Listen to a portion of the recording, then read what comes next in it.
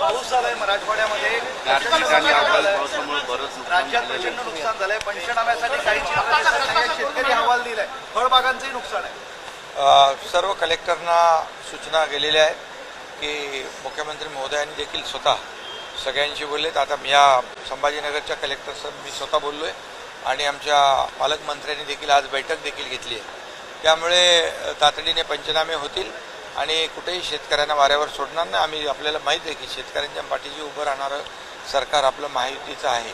त्यामुळे अवकाळी आणि गारपीट याच्यातून शेतकऱ्यांना कुठेही दिलासा देण्याचा जो काही काम आहे ते सरकार करेल. शेतकरी आधीच नाराज आहे, कर्जमाफीवरनं गोंधळ सुरू आहे आणि त्यात यावेळेसही दुर्लक्ष सुरू आहे. कर्जमाफीच्या मुद्द्यावरही शेतकऱ्यांना अपेक्षित आहे काय? नाही बघा, आता आम्ही निवडणुकांमध्ये जो काही वचननामा दिलेला आहे त्या वचननाम्यामध्ये जे काय आम्ही जनतेला आश्वासन दिलेली आहे, आता बघा सुरुवात झालेली आहे. आता एक एक करून आम्ही पुढे जातो टप्प्याटप्प्याने. त्यामुळे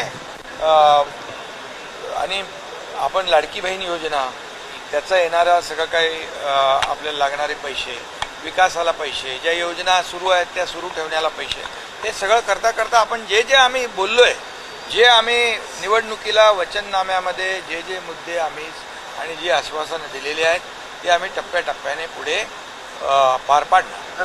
हा प्रिंटिंग मिस्टेक, आमचं प्रिंटिंग मिस्टेक करणारं सरकार नाही. आम्ही जे बोलतो ते करतो आणि लोकांनी आम्हाला भरभरून मतदान केलेलं आहे, लँडस्लाईड मॅन्डेट मिळालेलं आहे.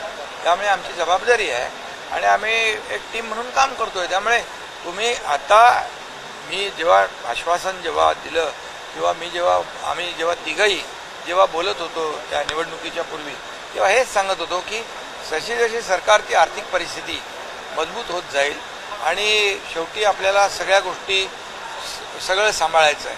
आज सरकार विकासाचे प्रकल्पही करायचे आहेत. आपल्या संजय गांधी निराधार बाळ, श्रावण बाळ योजना, अशा योजनाही गरिबांच्या सुरू ठेवायच्या आहेत. लाडकी बहीण योजनाही आपण सुरू ठेवतोय. हे सगळं सुरू ठेवत असताना शेतकऱ्यांच्या पाठीशी देखील सरकार उभं राहणार आहे. बिलकुल यामध्ये आपल्याला एवढंच सांगतो मी की आमचं सरकार इतर लोकांसारखं प्रिंटिंग मिस्टेक म्हणणारं नाही. सामाजिक न्याय विभागाला निधी मिळत नाही, त्याच्यामुळे संजय शिरसाट यांनी त्यांचा उल्लेख केलेला पण आहे. तर तो निधी नाही, आता या बजेटमध्ये काही विभागांना नक्कीच काही बजेटमध्ये पैसे कमी मिळाले, परंतु पुढच्या या आपल्या जुलैमध्ये होणाऱ्या